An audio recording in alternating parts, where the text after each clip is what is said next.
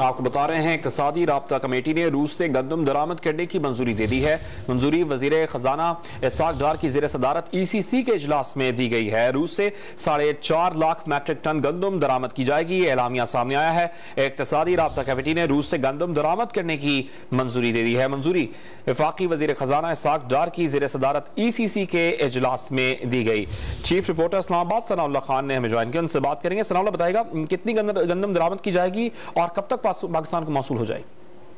देखिए, ये मजमूई तौर पर तो 5,30,000 मीट्रिक टन गंदम बरामद करने की मंजूरी दी है, लेकिन जो इसमें बड़ी पेशरफ है वो रशिया की तरफ से एक पेशकश आई थी G2G बुनियादों पर $372 फी मीट्रिक टन की और 4.5 लाख मीट्रिक टन की ये गंदम बरामद करने की ECC ने मंजूरी दे दी है। और ये जो बरामद है ये जनवरी में शुरू होगी। 15 जनवरी से 31 मार्च तक ये बरामद कर ली जाएगी और ये शिपमेंट होगी वाया गवादर पोर्ट के जरिए की जाएगी और G2G बुनियादों पर होगी।